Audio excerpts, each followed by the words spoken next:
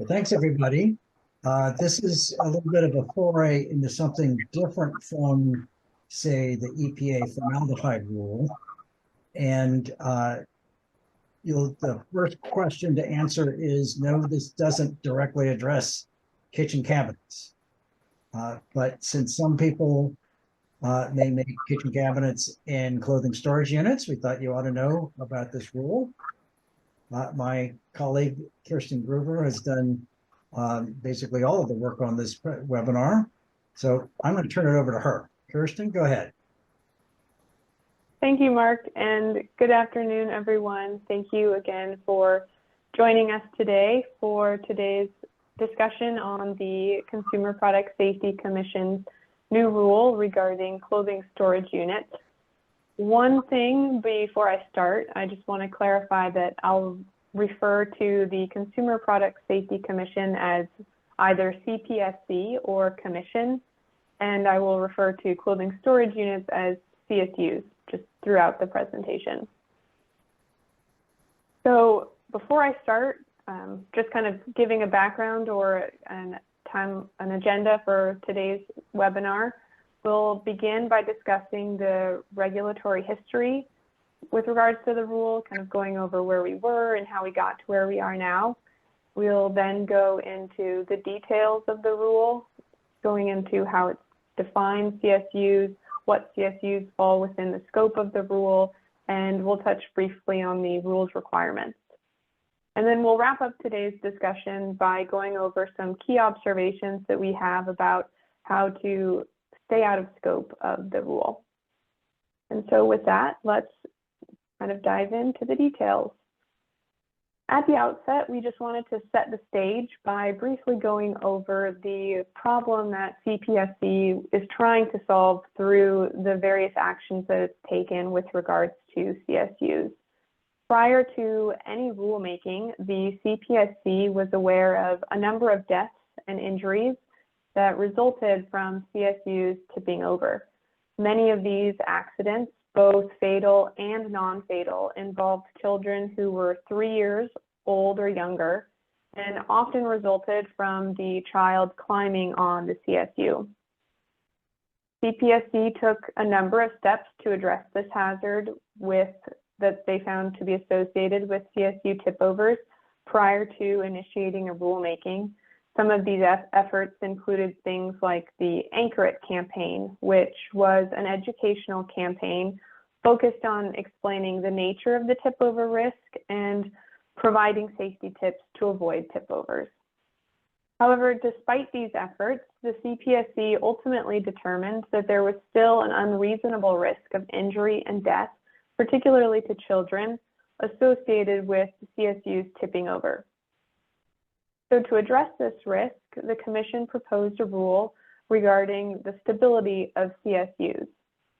And that kind of leads nicely into our discussion about the regulatory background of the rule and the timeline of how we got here. So in 2016, CPSC assessed then current levels of compliance with voluntary standards and the adequacy of the voluntary standards to see if there was a voluntary industry standard that it could adopt as a mandatory product safety standard. After considering several. Let me just interrupt for just a second. Under the Consumer Product Safety Act, the Consumer Product Safety Commission is supposed to adopt consumer product safety standards through notice and comment rulemaking. But Congress directed that where a problem to be solved can be adequately solved by CPSC adopting a voluntary industry standard, that was the preferred way to go. I guess because voluntary industry standards, one, can be adopted more quickly, but secondly, because they tend to have buy-in by manufacturers and others, sort of setting the stage for what's the state of the art on safety issues.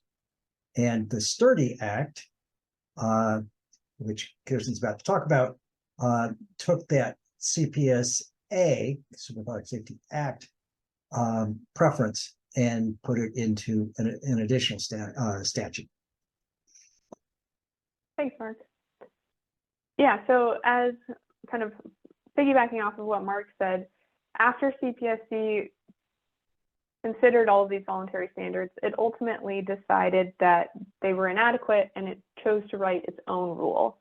It went through the formal rulemaking process, and then in November of 2022, the CPSC published a consumer product safety standard that it had written on its own that was intended to protect children from the tip-over related death or injury that it had previously identified as an issue. And that rule had an effective date of May 24th, 2023. However, as Mark mentioned, in December 2022, Congress passed the STURDY Act, which, as we'll discuss a little bit later, kind of altered that implementation of the November 2022 final rule and kickstarted a new assessment for CPSC for a new CSU rule. CPSC went through multiple assessments, and then in April 2023, CPSC approved a recently updated ASTM standard for CSUs, and they voted to adopt that ASTM standard as a mandatory product safety standard. And before we go there, just to be clear, the November 22 final rule had an effective date of May 2023, as Kirsten mentioned. But with this new CPSC standard, it was going to mean, which was going to have an effective date of September 1, 2023, CPSC said there's no real point in having our rule take effect for a few months and then be superseded. So they said our rule will not ever go into effect. Right. Thanks, Mark. So, as I previously mentioned, the passage of STURDY kind of kickstarted a new process for the development of a CSU product safety standard. And as Mark mentioned, this safety standard would supersede any existing regulations and standards. So the rule that they ended up passing with the effective date of September 2023 superseded that November 2022 rule. STURDY specifically directed the CPSC to identify an existing voluntary standard that met STURDY's requirements, but if no such standard existed, then it directed CPSC to develop and promulgate a new consumer product safety standard that meets STURDY's requirements. In order for a voluntary standard to meet STURDY's requirements, the standard must protect children up to 72 months old from tip-over related death or injury with both testing and warning requirements. And the Act kind of lists out different testing requirements, and some of these include tests that simulate the weight of children up to 60 pounds, tests that simulate real-world use and account for impacts on clothing storage unit stability that may result from placement on carpeted surfaces, drawers with items in them, multiple open drawers, and dynamic force. And then finally, just general testing of all storage units, including those 27 inches and above in height.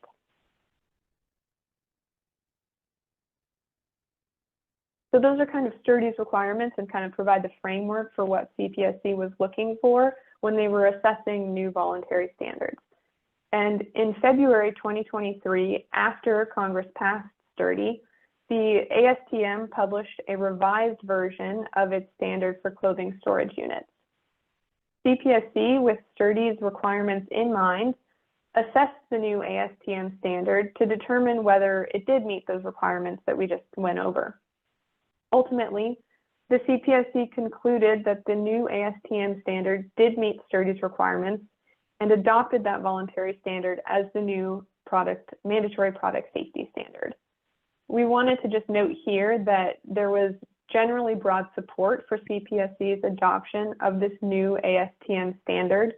Just as an example, the Parents Against Tip-Overs organization and the American Home Furnishings Alliance jointly sent a letter to CPSC requesting that they adopt the ASTM standard as the mandatory product safety standard for CSUs.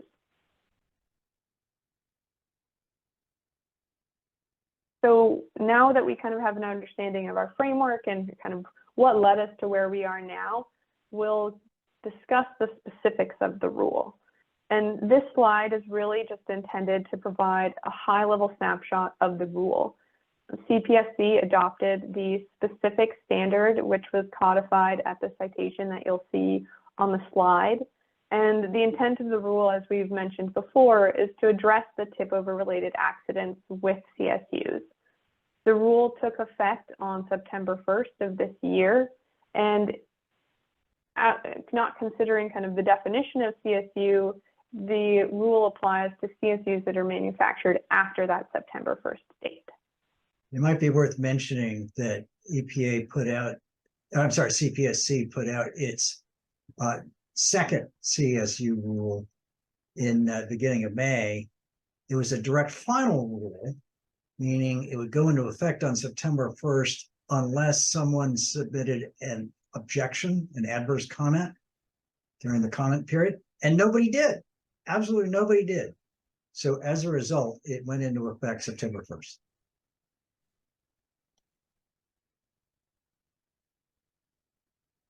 So when assessing the applicability of this new rule, I think arguably the first question and probably the most relevant question is how the law defines a clothing storage unit. And in order to get kind of a complete definition, we look to both the Sturdy Act as well as the ASTM definition, because they both have their own definition. Sturdy defines the clothing storage unit as any freestanding furniture item manufactured in the United States or imported for use in the United States that is intended for the storage of clothing typical of bedroom furniture. The ASTM standard defines clothing storage unit as a furniture item with drawers and or hinged doors intended for the storage of clothing typical with bedroom furniture. And as you'll see in the next slide, the ASTM standard explicitly excludes certain types of furniture by calling those pieces of furniture out. And in our view, this kind of makes the ASTM definition just slightly narrower than that of Sturdy's, just by calling out those particular pieces of furniture that are excluded.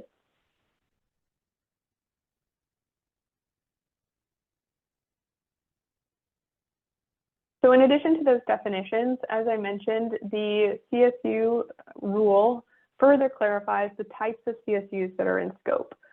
Specifically, the rule applies to CSUs that are freestanding, that are 27 inches or greater in height, weigh 30 pounds or greater in mass, and contain 3.2 cubic feet or greater of enclosed storage.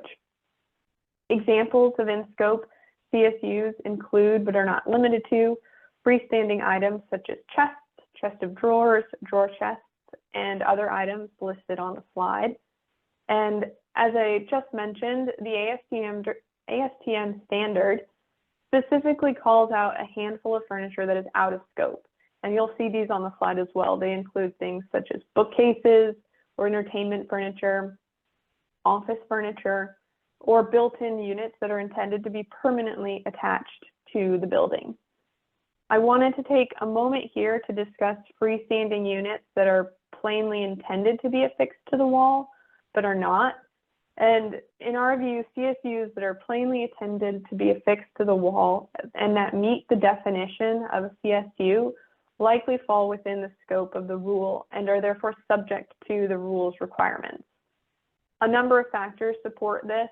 First, the definition of CSU is still quite broad, in that it covers any freestanding furniture item that is intended for the storage of clothing, and nothing in the definition of or CPSC's incorporation of the ASTM standard exempts CSUs that are plainly intended to be affixed to the wall but not. And then second, the intent of the rule still remains the same, to protect children from tip-over related injury. So CSUs that are plainly intended to be affixed to the wall but are not pose a tip-over risk that the rule wants to address.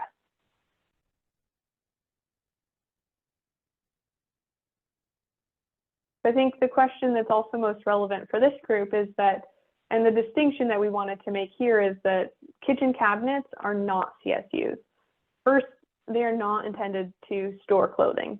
And then second, they are also not designed to be freestanding. Instead, they're designed to be permanently attached to the wall. And that's an important distinction to make given kind of what we just talked about with regards to those units that are plainly intended to be affixed to the wall but are not. And so we wanted to kind of couch this product within that definition of CSU and kind of emphasize that it's separate from what we see the definition of CSU being. It's also CSUs are also kitchen cabinets are also typically not part of bedroom furniture. Yeah.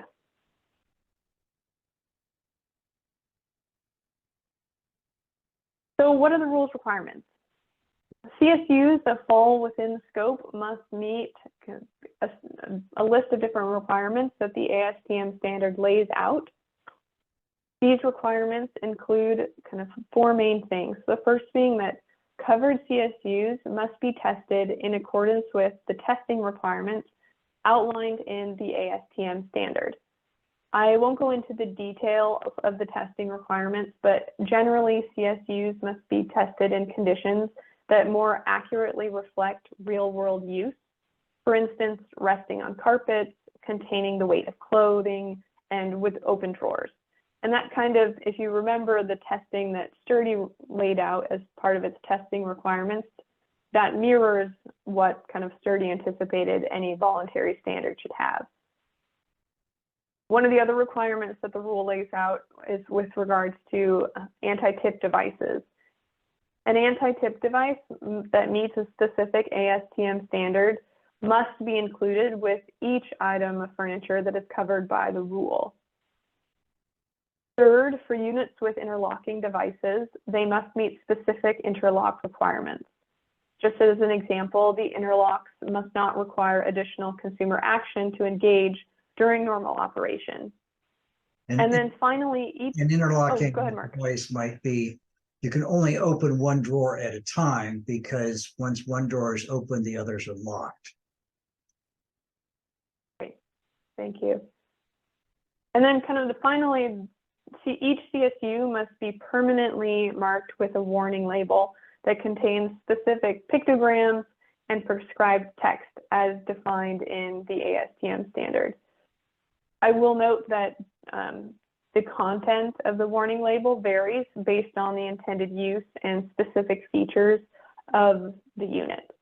And all of these requirements are available on a free read-only copy on the ASTM's website. So for those of you who are interested in looking at the specific testing requirements and the methodologies involved, as well as the specific labeling requirements for different types of units, you can do so on the ASTM's website.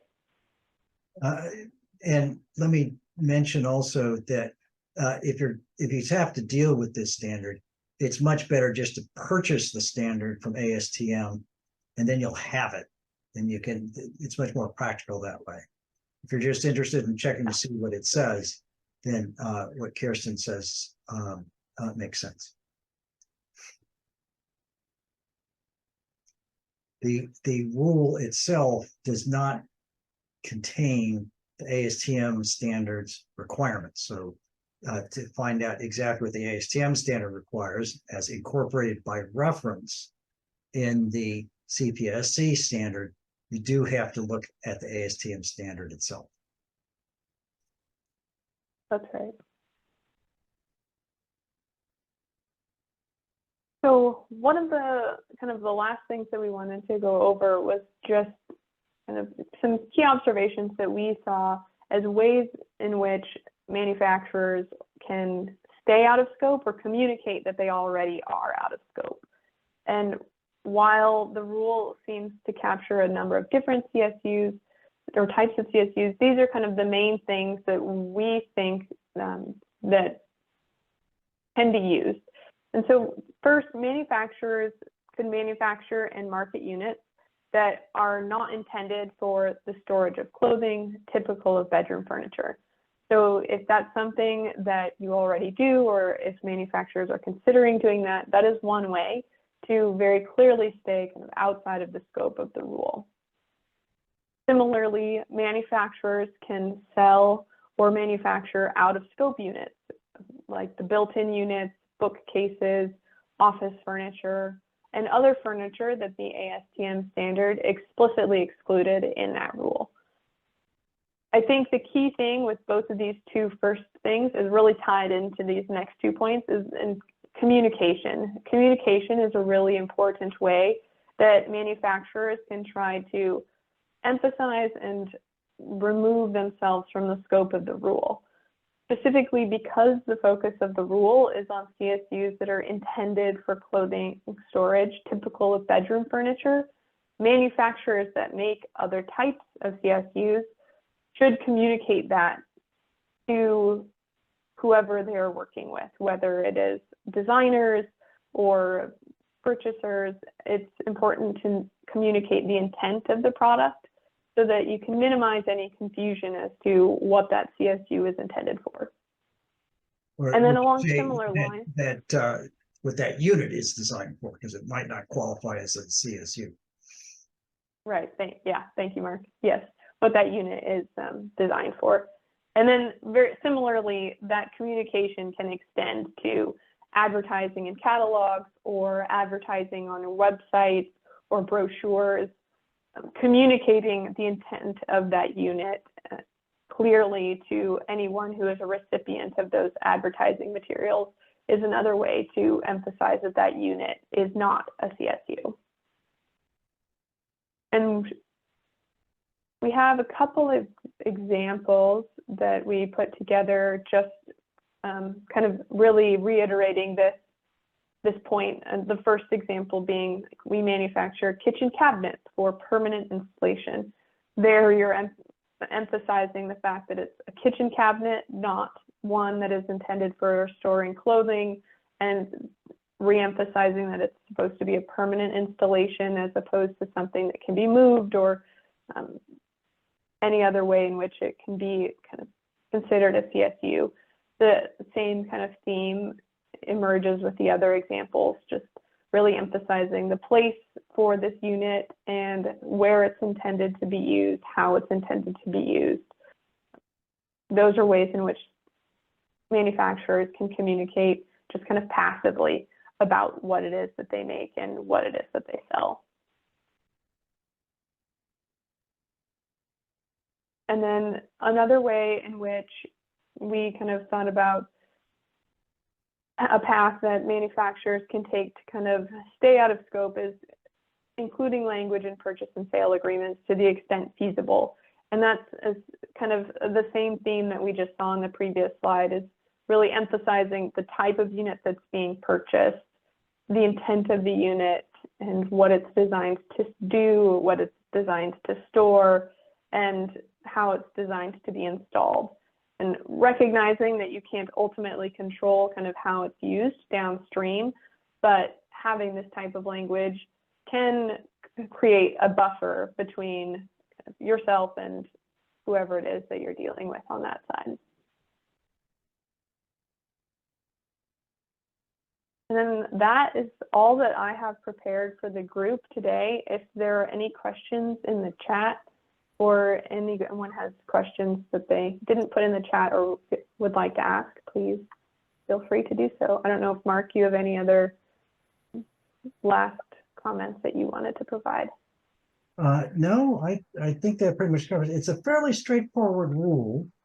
It should not be a concern if what you make are kitchen cabinets. It's a rule that's already in effect. It's been in effect for almost 2 months now. So if you are in the bedroom furniture business, you should have been aware of it. And if you're not, then you're behind schedule in complying with it, because all clothing storage units subject to the rule were required to meet the ASTM standard if sold on or after September 1st. Kirsten and I are available to answer your questions now. If you subsequently have questions, you have our email addresses on this slide, and we'd be glad to get back to you. Yes, and then we do have a few questions. So one of them is, many of our members manufacture cabinets designed to store clothing. Most are fixed. So these cabinets in other rooms other than the kitchen, what is the rolling for them? Mike, sorry, you said that they're intended to be fixed to the wall? They are. So I think the basic rule, correct me if I'm wrong, Kirsten, if it's meets the definition of the clothing storage unit, but it's used in rooms other than a bedroom, it's designed to be affixed to the wall, it's still subject to the rule as a clothing storage unit, even if it's not in the bedroom. Once it is affixed to the wall, then you're good. But that's something that the installer or the end user does, the consumer. And a clothing storage unit, regardless of what room it is, so long as it's designed to hold clothing and is typical of bedroom furniture, even if not used in the bedroom, would be subject to the rule. Is that correct, Kirsten? Yeah, that's right. I think you said, I would just note, like, the difference between, the rule recognizes that there's a difference between like permanent built-in units that are not designed to be freestanding and those that are designed to be freestanding, but don't necessarily have to be, or in that they can be affixed to the wall, kind of like we discussed with regards to plainly intended. Those would be in scope of the rule. So I see that there's a question about closets, for instance. Closets are out of scope. Do you agree, Kirsten?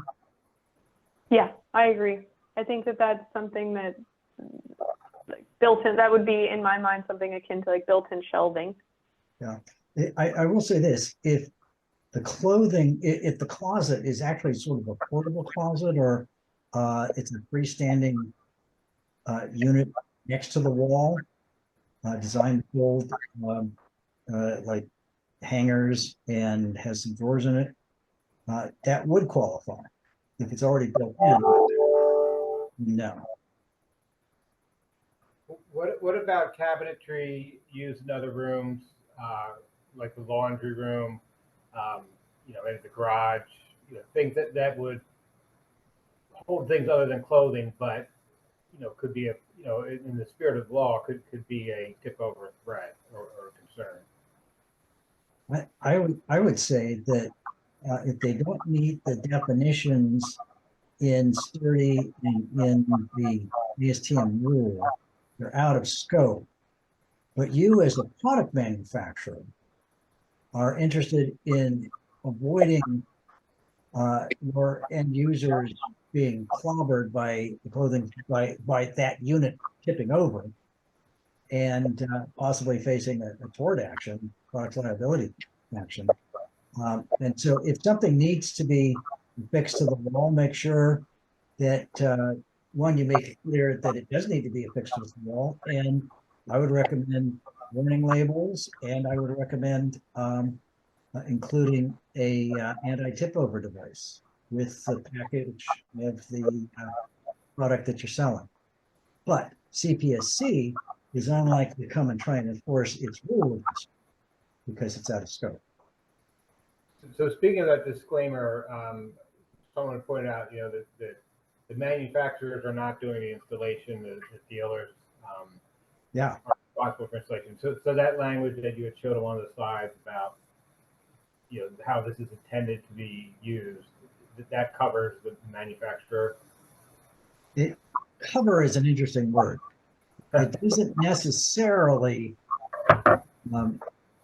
but it's helpful. It's particularly helpful, frankly, in injury cases where somebody has been hurt or did tip over and cause damage, because you have passed on to your distribution chain, to the retailers, to the designer, to the end user, that this is intended to be installed to the wall. But whether the CPSC or a court could say you should have done more is going to depend on the facts. Mhm.